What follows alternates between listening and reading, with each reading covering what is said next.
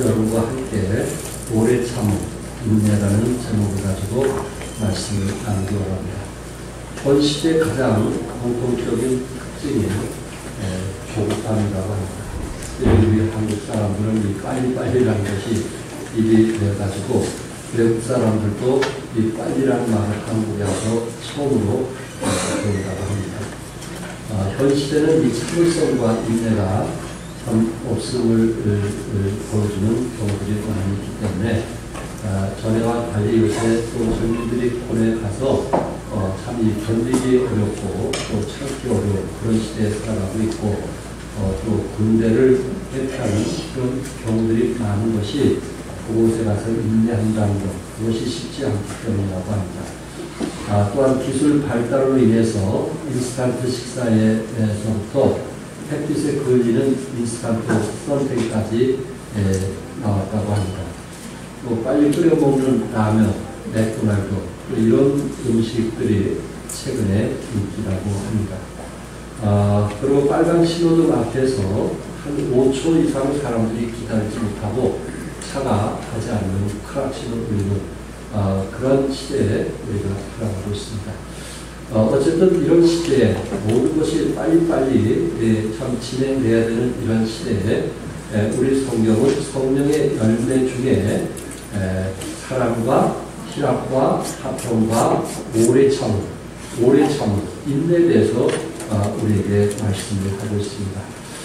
어떤 분이 이런 기도를 했다고 합니다. 하나님, 제게 인내를 주세요. 저는 인내가 필요합니다. 그러니 하나님 제게 인내를 주세요. 지금 당장 주세요. 그러더라고요. 이 기다린다는 것 확실히 쉽지 않다는 것 아시겠죠? 쉬운 일은 아닙니다. 그래서 무슨 열매라고 했어요? 성령의 열매라. 그렇기 때문에 무슨 열매요? 성령의 열매. 여러분과 내가 할 수 있는 일이 아니기 때문에 성령의 열매로 오래 참을 것을 말씀을 하고 있습니다. 오늘 그 야고보서의 그 연결된 말씀 속에서 여기에서 그 인내를 여러 가지로 말씀한 것 중에 첫째 뭐를 말씀하셨냐면은 예수님이 재림하실 때까지 오래 참으라 하는 것을 말씀하면서 7절에 그러므로 형제들아 주의 강림하시기까지 길이 참으라. 주님의 강림하실 때까지 뭐하라고요? 길이 참으라. 길이 참으라. 노아가 참 방주를 120년 동안 지었는데 얼마나 길이 참았는지 아시겠죠? 그래서 성경은 우리에게 길이 참으라 그렇게 말씀하고 있습니다. 이 신약 성경에 오래 참음, 인내에 대한 단어들을 찾아보면 길이 참으라, 기다리라, 오래 참으라, 견뎌라, 용납하라 이런 단어로 많이 사용되어지고 있고 오늘 본문 야고보서 5장에서도 길이 참으라 7절에 또 7절에 길이 참으라 8절에 길이 참고 10절에 오래 참고 11절에 인내하며 11절에 인내 이렇게 참는 것을 8번이나 반복하면서 특별히 길이 참으라 이 단어를 3번이나 사용을 했습니다. 여러분 내가 참 살아가면서 심리로 오르는 분노를 억누른다는 것은 쉬운 일이 아닌데 성경에서는 이 치밀어 오르는 분노가 있다 할지라도 뭐하라고 했어요? 길이 참으라 그렇게 말씀을 하고 있습니다. 이 오래 참음에 대해서 특별히 주님의 재림을 바라보고 참아 기다리라는 것을 말씀을 하고 있는데 여러 번 내가 때로 환난과 또한 핍박 또한 어려운 경제 속에서 살아가는 것이 결코 쉬운 일이 아니지만은 주님의 재림을 우리가 소망하면서 길이 참을 것을 성경은 우리에게 말씀을 하고 있습니다. 우리 히브리서 12장 1절과 2절 한번 같이 읽겠어요. 시작. 이러므로 우리에게 구름같이 둘러싼 커다란 증인들이 있으니 모든 무거운 것과 얼매기 쉬운 죄를 벗어버리고 인내로서 우리 앞에 당한 경주를 경주하며 믿음의 주여 또 온전케 하시는 이 예수를 바라보자. 저는 그 앞에 있는 즐거움을 위하여 십자가를 참사 부끄러움을 개의치 아니하시니 하나님 보좌 우편에 앉으시느니라. 우리 예수님도 앞에 있는 즐거움을 위해서 십자가를 참으셨고 부끄러움을 개의치 아니하셨다고 말씀했어요. 결국 우리 주님은 지금 하나님 보좌 우편에 앉으셨느라 이렇게 말씀하셨어요. 여러분과 내가 성경 안에서 믿음의 주여 온전케 한 예수를 바라보자고 할 때 어떤 예수를 바라봐야 된다.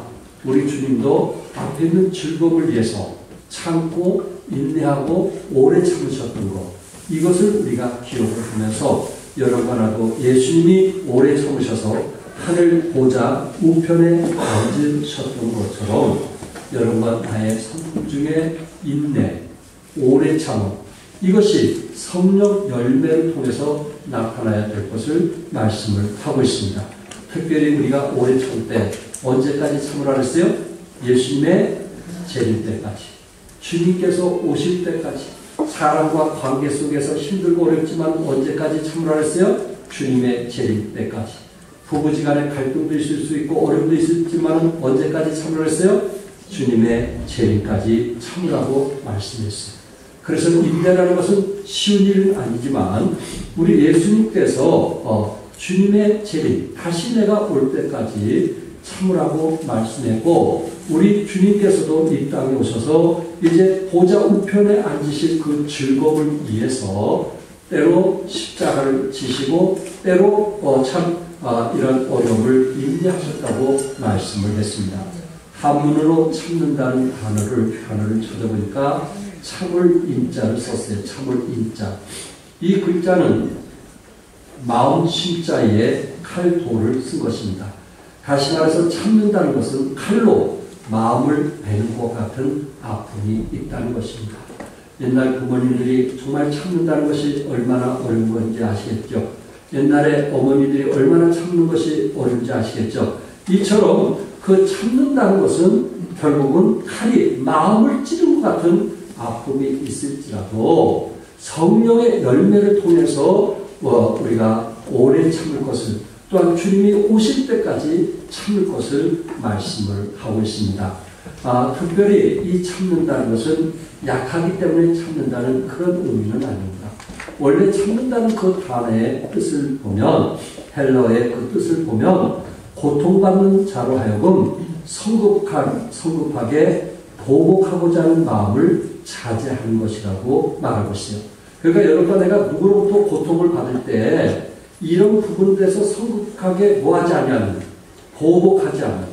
그러니까 여러분과 내가 공동체 안에서 생활하면서 우리는 쉽게 보복하려고 하는 경우들이 많이 있어요. 그러나 성령의 열매를 가진 사람들에게 나타나는 것 중에 하나가 뭐냐면은 쉽게 보복하지 않아요. 그래서 이 오래 참는다는 것이 칼로 마음을 베는 것 같은 아픔이라 이렇게 이제 표현을 했던 것입니다.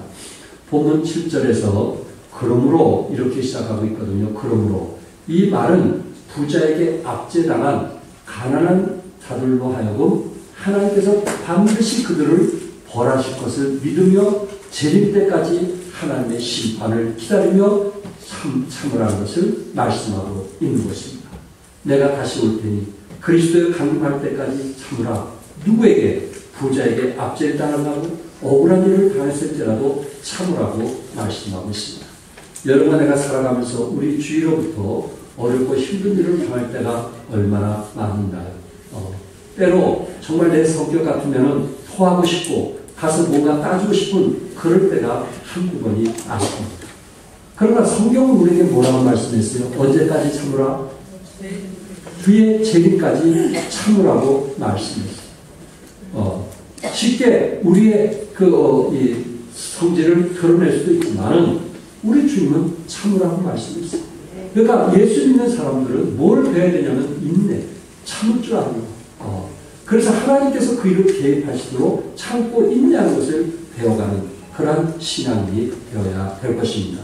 여기 8절에 보면 너희도 길이 참고, 너희도 어떻게 하여? 길이 참고 마음을 굳게 하라.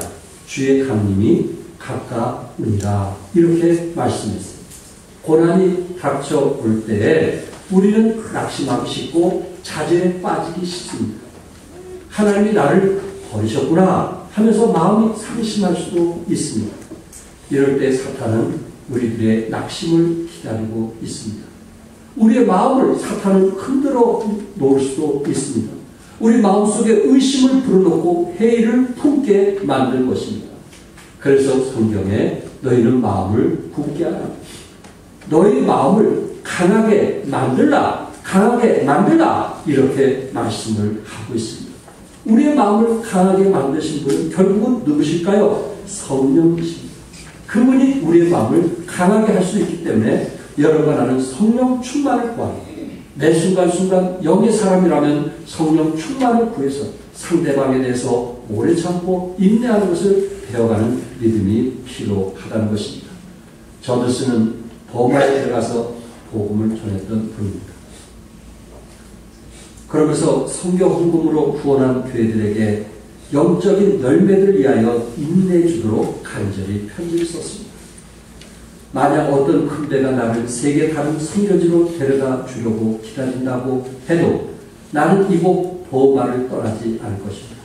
성공은 하나님의 약속이 이루어지는 것이 확실한 것처럼 미얀마의 선교도 이루어질 수 있는 것이라고 형제들에게 말해 주십시오.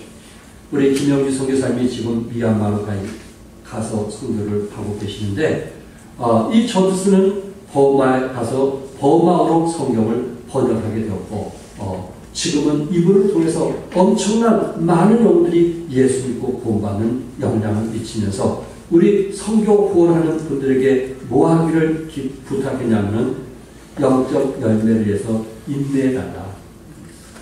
여러분들이 인내해주고 계속만 후원해준다면 반드시 하나님의 약속은 이루어질 것이다 하면서 편지를 썼던 것입니다. 최근에 제가 읽었던 책 중에 이태영 씨가 쓴 더 있다라는 책을 소개하도록 합니다. 이태영 씨는 누구냐면 국민일보의 선임 기자로 일하는 한 사람인데 이분은 예수 믿는 사람들을 이제 가서 인터뷰하고 어떻게 신앙생활합니다. 어떻게 하나님을 사랑합니다 하면서 하여튼 외국 사람이든 한국 사람이든 유명한 사람들을 쫓아다니면서 이제 인터뷰하면서 글을 쓰다가 10사람, 그 중에 그래도 우리 성도들에게 영향을 줄 수 있겠다 해서 10사람을 모아가지고 그분의 글을 쓴 책이 더 있다. 무엇인가 그분들에게 우리가 갖지 않는 뭔가 한 가지가 더 있다. 그런 의미에서 더 있다라는 책을 쓰게 되었습니다. 그러면서 이분이 소개한 분 중에 현대 무용의 역사 이미 고인이 되었지만 그레이엄이라고 하는 분을 소개하면서 그분은 자기 딸에게도 물을 한 잔을 갖다 주면서 얘야 이 물 속에 뭐가 보이냐라고 가르쳐준 사람입니다. 엄마 물 외에는 없잖아요. 아니야. 너는 이 물 속에 뭐가 있다는 것을 볼 수 있어야 이 세상을 지배할 수 있는 사람이야. 너는 그것을 볼 수 있어야 돼. 너의 눈이 떠져야 돼. 너의 눈이 다른 사람보다는 떠져야 돼. 그것을 강조했던 사람 중에 한 사람입니다. 이분이 얘기한 것 중에 이 세상에서 결코 용납할 수 없는 것이 하나 있다. 그것은 평범이다. 평범하게 살아가는 사람. 그냥 애들이나 가르치고 그냥 이렇게 해서 그냥 옷 말아서 만족하고 살아가는 평범. 우리가 자기 개발을 하지 않아 평범해진다면 그것은 재앙이다. 사명으로 움직이는 사람들은 평범해질 틈이 없다. 이분은 평범한 사람을 비난하는 사람. 뭔가 사명을 가지고 비범한 사람이 되기를 원합니다. 그래서 눈이 뜨이면 보인다는 거예요. 눈이 뜨이지 않기 때문에 평범하게 사는 거지 눈이 뜨이면 비범한 삶을 살 수 있다는 것입니다. 그러면서 눈이 뜨이는 자신을 둘러싼 무수한 불말과 불병거를 보았던 엘리사의 사환을 예를 들고 있습니다. 그러니까 이 세상에는 눈을 뜬 사람과 눈을 뜨지 않는 사람. 다시 말해서 여러분과 내가 좀 더 성숙하고 좀 더 변화되기 위해서는 뭔가 한 가지 더 있다는 것을 기억하면서 나의 삶 속에 어떤 한 가지 뭔가 내가 부족한 게 뭔가 그것을 찾는다면 우리는 눈을 뜬 비범한 사람의 삶을 살 수 있다는 것입니다. 그러면서 한국의 유명한 신성종 목사님에 대해서 여기에서 한 예로 말씀하고 있는데, 신성종 목사님은 1990년도 한국을 대표하는 목회자입니다. 그분이 1990년도 충영교회 담임 목사로서 김영삼 전 대통령이 출석하던 교회입니다. 그래서 김영삼 대통령이 더 이상 교회에서 예배 드릴 수 없을 때 청와대 가서 예배를 인도했다. 이런 사람이라면 얼마나 큰 사람인지 아시겠죠? 그래서 이분이 그런 유명한 사람인데 교회 사정이 있어서 이제 미국에서 사역하다가 그곳에서 65세에 은퇴를 하고 한국에 와서 개척교회를 해가지고 70세에 사역을 내려놓은 중입니다. 이분은 템플 대학에서 철학 박사학위를 받은 사람이고 또한 총신대 대학 원장까지 역임했고 그리고 70여 권의 책을 쓴 아주 한국에서 참 유명한 그런 지도자인 것은 사실입니다. 그런데 70에 은퇴해갖고 이제 평범하게 살려고 할 때 어느 날 성경을 읽으면서 마음에 부딪힌 것이 있었습니다. 내가 하늘에 가면은 얼마나 상급을 많이 받을까? 천국은 갈 것 같은데 하늘에 가면 얼마나 상급을 많이 받을까? 한평생 목회 일을 했기 때문에 그동안 학생들을 가르치고 교회 일을 하고 그분이 어떤 기관에서 이런 저런 일로 너무 바쁜 속에서 살다가 70이 넘어서 딱 자신을 생각하게 되고 말씀 속에서 자신을 보게 되는데 천국은 갈 것 같은데 하늘에서 무슨 상을 받을까 했는데 하나님께서 자기 마음을 움직이고 뭐라 하냐면 너는 하늘에 상이 없다 그래요. 자기도 깜짝 놀랐어요. 너는 하늘에 상이 없다. 아니 무슨 말입니까 하나님. 내가 지금까지 평생 이 길을 걸어왔는데 그리고 사회에서 인정하는 목사인데 무슨 말씀입니까? 근데 그 마음속에 무슨 음성이 들리냐면 지금까지 너를 위해서 일했지 나를 위해서 네가 일했나? 학교에서 총장이 되었든 뭐가 되었든 다 네 명예를 위해서 일했지 나를 위해서 일한 게 뭐냐? 그것이 마음에 확 꽂히더래요. 한평생 걸어왔는데 열심히 주님을 위해서 산다고 살아왔는데 70이 넘어서 그런 질문을 받게 됐어요. 그 순간 자기 자신을 돌아보고 처음으로 내가 참 무엇 때문에 주님을 섬기고 살아야 되나 그것을 생각하다가 이분이 가만히 보니까 정말 하나님 앞에 내 자신, 명예, 자신을 위해서는 일했지 하나님을 위해서 이웃을 섬기고 사랑하는 것을 마음으로 다해본 적이 없다는 것을 알고 이분이 무슨 일을 시작을 했냐면은 인도나 이제 캄보디아 그런 데 가면 바퀴벌레도 많고 화장실도 제대로 되지 않는 그곳에 부부가 그곳에 가서 영혼들을 섬기기 시작합니다. 70이 넘었어요. 자기 그들을 섬기고 그들을 돕고 그들의 필요를 채워주기 시작을 했습니다. 얼마 전에는 바리스타 자격증을 땄어요. 바리스타가 뭔지 아시죠? 그래가지고 이분이 스스로 찾아온 손님들에게 직접 4,000여 잔의 커피를 만들어서 이웃에게 대접했어요. 70이 넘으신 분이 자격증을 얻어가지고 찾아온 분들에게 커피를 대접합니다.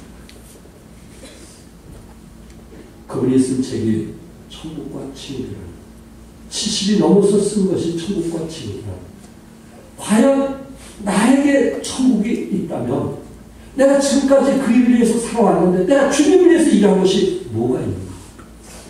그렇다면 정말 인도에나 캄보디아나 나보다 더 불쌍한 사람 이런 사람을 위해서 내가 살아왔는가?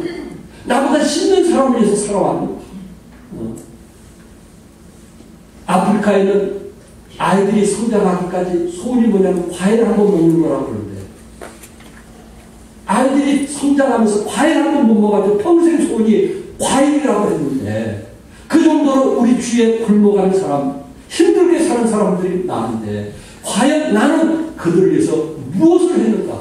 주님의 사랑을 가지고 내가 사랑을 표현한 것이 무엇인가? 10분의 1 드린 걸로 만족했고 성경만 걸로 만족했지만 내가 그들을 위해서 몸과 마음을 들이며 헌신해 본 게 뭐 있는가? 이것이 그분에게 와닿았다. 그 뭔가 더 있다. 그분에게 뭔가 더 있다. 그래서 70이 넘어서 성도들을 섬기기 시작했고 커피잔을 대접받는 입장이 아니고 그들을 대접하려고. 왜? 하늘에 뭐가 있습니까? 상급이 있기 때문에. 전에는 총장으로서 늘 대접받는 사람, 설교하면 인정받는 그걸로 했지만 이제는 하늘의 상급을 바라보니까 이건 아니다. 내 손으로 누군가 대접하고 섬기고 영혼들이 나를 필요했을 때 함께하고 이것이 결국 하늘의 상급이 있다는 것을 알게 되었다.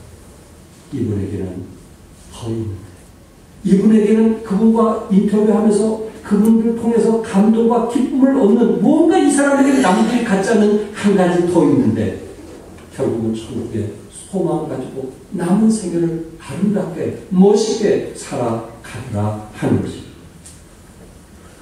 여러분들도 그렇게 살아보지 않겠어요?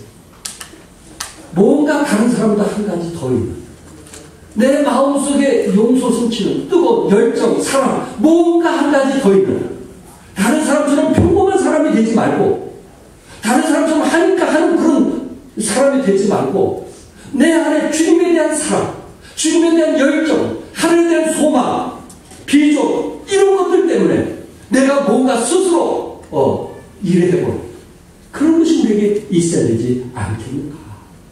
그런 것이 있어야 되지 않겠는가? 뭔가 그런 사람은 우리에게 더 있다는 것을 보여주듯이 한 가지 더 있다. 이처럼 우리가 오래 참아야 이유는 주님의 강림이 가까워졌기 때문에 또한 우리가 선교사님들이나 개척교회나 아픈 이웃들을 위하여 적은 물질에도 함께 동참해서 참 그들의 영혼들이 불쌍하기 때문에 뭔가 내가 직접 할 수는 없지만 버리는 선교사를 통해서 그 일을 뭔가 해야 되기 때문에 함께하는 그런 사역들이 우리 안에 이루어져야 되지 않겠느냐 하는 것입니다. 성도 여러분, 여러분의 가진 물질을 가볍게 하늘나라를 위해서 투자하는 여러분과 내가 될 수 있기를 바랍니다. 다른 사람보다는 한 가지 뭔가 더 있기를 바랍니다. 정말 힘들지만 어렵지만 나도 빠듯하지만 그러나 이웃을 바라볼 수 있는 눈이 떠져 있는 뭔가 세상을 바라볼 수 있는 그래서 우리 주님 앞에 잘했다 칭찬받는 그런 삶이 돼야 되지 않겠는가. 그 일에 오래 참는 여러분과 내가 될 수 있기를 바랍니다. 두 번째, 농부같이 귀한 열매를 바라보고 기다리라고 7절에 말씀을 했습니다. 농부는 귀한 열매를 바라고 길이 참아 이른 비와 늦은 비를 기다리냐고 말씀을 했습니다. 이 말씀은 특별히 혼란을 받고 어려움을 겪고 있는 유대인 그리스도인들에게 전해졌던 서신입니다. 그들에게는 농부가 인내하는 그 인내를 필요로 했던 것입니다. 농부는 씨를 심기 위해서 또한 기다리며 또 씨가 싹이 나도록 기다리고 이른 비와 늦은 비를 기다리고 열매 맺기까지 기다리는 것이 농부의 모습처럼 여러분과 내가 주님을 위해서 일을 하고 때로 그것 때문에 환난을 당하고 고통을 당할지라도 그 농부가 기다리는 그 인내를 배울 것을 말씀하고 있습니다.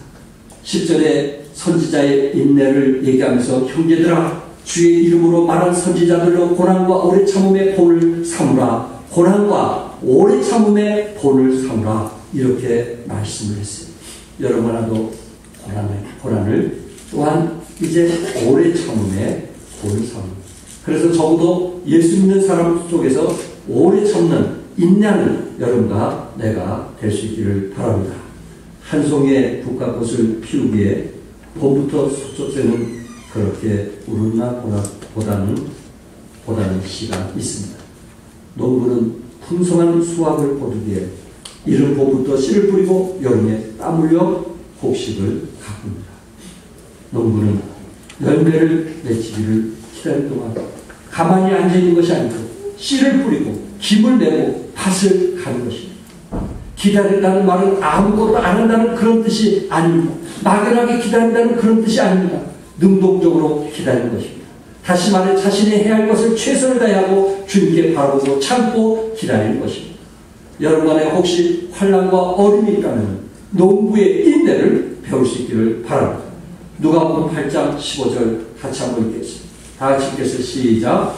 좋은 땅에 있다는 것은 착하고 좋은 마음으로 말씀을 듣고 지키어 인내를 결실하는 자니라. 예. 여기 좋은 땅에 떨어졌다. 옥토바 같은 땅이 떨어졌다는 건 뭐예요? 옥토바 같은 밭에 떨어져야 결실이 30배, 60배, 100배는 되는데 좋은 땅이 떨어졌다는 말이 뭐예요? 여기 보니까 좋은 땅이라는 것은 다른 게 아니고 착하고 무슨 마음? 좋은 마음이 좋은 땅이에요. 내 마음이 착하고 좋은 마음을 가진 사람이 옥토 같은 밭이에요. 내 마음이 착하지 못하고 좋은 마음을 갖지 않으면 열매를 맺을 수 없어요. 근데 여기에 착하고 좋은 마음이 뭐예요? 착하고 좋은 마음이 뭐예요?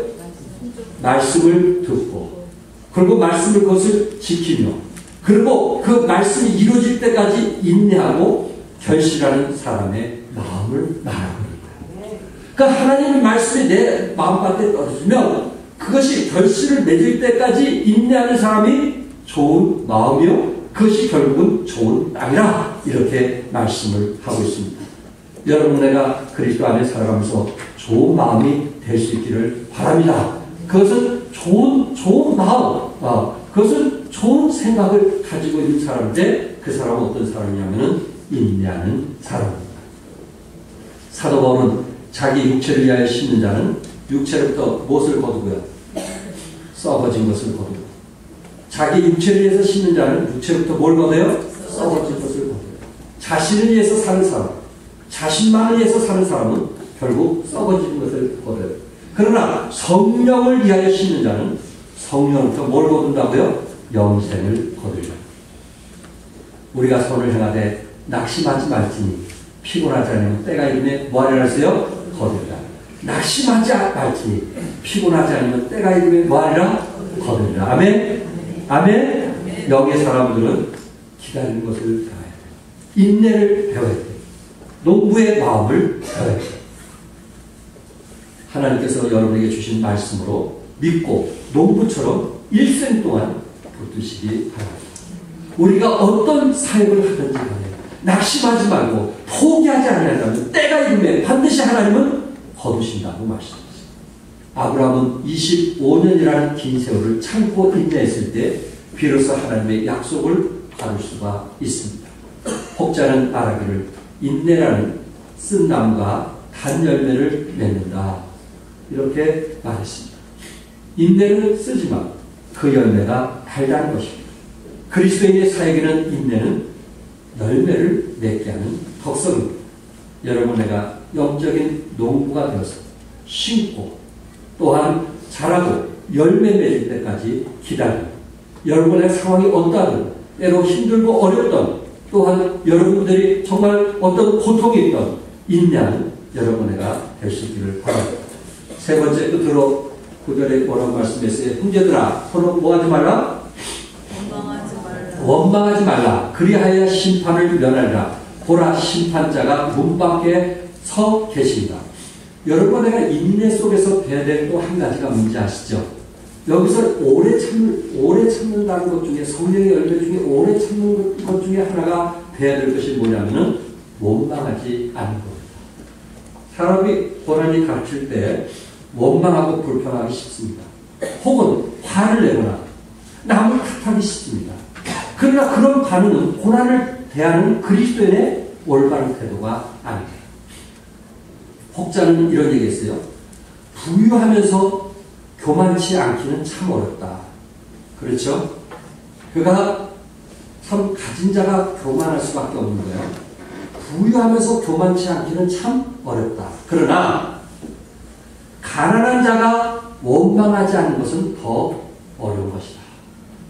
그가 가난한 자는 쉽게 뭐 한다는 거예요? 원망한다는 거예요. 어려운 사람들 입에서는 쉽게 불평이 나올 수밖에 없다는 거예요. 잘 해나가다 좀 자기 생활이 어려우면, 힘들면 불평하기 시작하고 원망하기 시작하고 남 탓을 할 수밖에 없다는 거예요.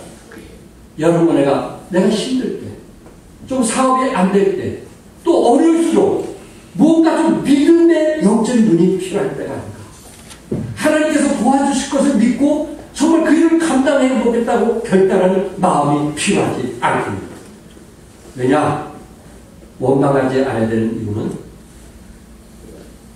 심판자가 문 밖에 서 계시기 때문에 그렇습니다. 원망은 심각한 죄입니다. 이스라엘 백성은 광야를 행진하던 중 불뱀에 물려 많은 사람이 죽은 적이 있었습니다. 원망은 결국은 불뱀에 물리게 되는 거죠. 성도 여러분, 하나님이 가장 싫어하는 게 뭔지 아시겠죠? 원망입니다. 불평합니다. 대부분 사람들이 힘들고 어려우면 불평과 원망합니다. 그러나 우리는 원망하지 말고 투덜대지 말고 기다리는 법을 배워야 되는 것입니다. 시편 기자는 나의 영혼이 잠잠히 하나님만 바라며 잠잠히 기다림을 말씀하고 있습니다. 우리 10절에 형제들아 주의 이름으로 말하는 선지자들로 고난과 오래 참음의 본을 삼으라고 했습니다. 선지자들에게 원망 없이 오래 참음을 배우라고 말씀했어요. 여기에 선지자 중에 학자들은 아마 에레미야의 가능성을 얘기하고 있어요. 에레미야는 어떤 사람입니까? 눈물의 선지자예요. 에레미야에게 1장 2절에 보면 밤새도록 애국하니 눈물이 뺨에 흐르며 사랑하던 자 중 위로하는 자가 없고 친구도 다 배반하여 원수가 되었도다. 친구도 배반하여 원수가 된 이런 상황에 놓여 있습니다. 2장 11절 같이 한번 읽어볼까요? 다 같이 시작. 내 눈이 눈물에 상하며 내 창자가 끓으며 내 간이 땅에 쏟아졌으니 이는 처녀 내 백성이 편함하여 어린 자녀와 젊은 아이들이 성읍 길거리에 혼미합니다. 이런 비통함에 여러분 처해본 적 있나요? 에레미야는 이런 비통함, 이런 슬픔, 혹독한 시련, 이런 상황에 있을 때도 결코 하나님을 원망하지 않는다는 사실입니다. 우리는 이런 상태면 쉽게 원망해요. 불평해요. 그러나 그것은 하나님이 기뻐하는 것이 아닙니다. 여러분 욥을 한번 보세요. 여기 11절에 욥의 인내를 들었고 주께서 주신 결과를 보았거냐 주는 가장 자비하시고 국민이 여기시는 자라고 말씀했는데 욥이 고난의 대명사로 불리는 것은 많은 고생을 했기 때문이지만 그러나 그 인내로 하나님께서 그를 갑절이나 축복해 준 것 아시죠? 욥은 순전하고 정직하며 하나님을 경외하며 악에서 떠나는 사람이라고 했어요. 의로운 사람. 그런데 너무 많은 어려움과 시련이 왔어요. 하루아침에 모든 재물과 자녀들을 한꺼번에 잃어버리고 온몸은 악창이 들어 기와장으로 몸을 긁는 신세가 되고 말았습니다. 또한 아내와 친구들로부터 조롱을 당하고 버림을 받는 참으로 견디기 힘든 고난의 연속이었어요. 얼마나 힘들었든지 자신의 생일을 저주하기도 했습니다. 그러나 그는 고난을 끝까지 참고 견뎠습니다. 친구들이 자기를 비난할지라도 결국 그들을 원망하지 않고 오히려 저들을 위해서 기도했다고 말씀하고 있습니다. 하나님께서 원망하지 않는 욥을 보고 하나님은 배나 축복했어요. 로저스라는 사람은 하나님은 우리가 견뎌내는가를 시험하시고 마귀는 우리가 꼬꾸라지는지를 시험한다라고 했어요. 하나님은 우리가 견뎌내기를 시험하시고 마귀는 우리가 꼬꾸라지기를 시험한다고 했어요. 리실 룩스라는 사람은 고난이란 하나님이 친한 사람에게만 주는 선물의 일종이라고 얘기를 했고 또한 트루먼 대통령은 뭐라고 했냐면 만일 화덕의 뜨거운 열기를 견뎌낼 수 없다면 부엌에서 나가라 라는 의미를 얘기했습니다. 화덕의 뜨거운 열기를 견뎌낼 수 없다면 부엌에서는 좋은 음식을 만들 수 없으니 나가라 그런 얘기를 했습니다. 다시 말해서 고난을 감당할 수 없으면 우리는 하나님 보시기에 큰 일을 할 수가 없다는 것입니다.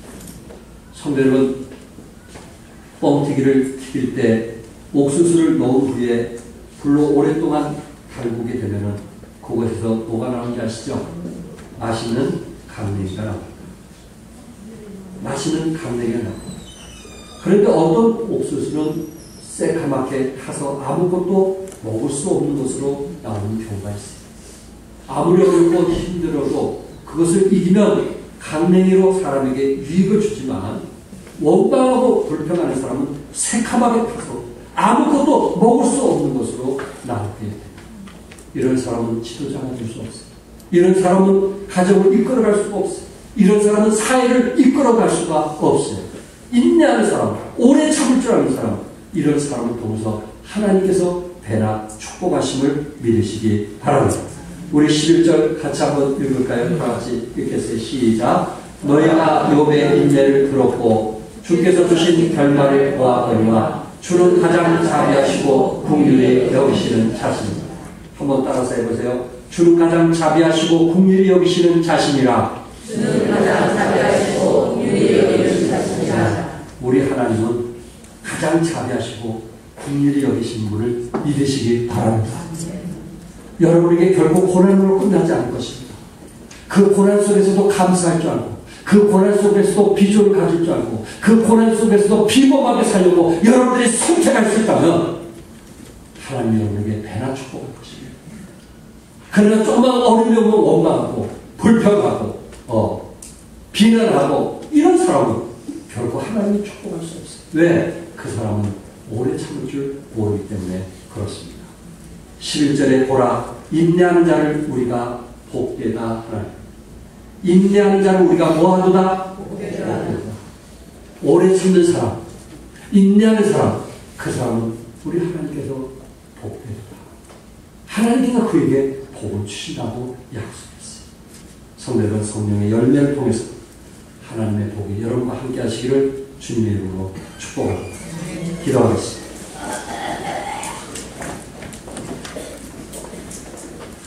우리 이 시간에 하나님의 말씀을 통해서 함께 힘을 받고 오주님 도와주시옵소서.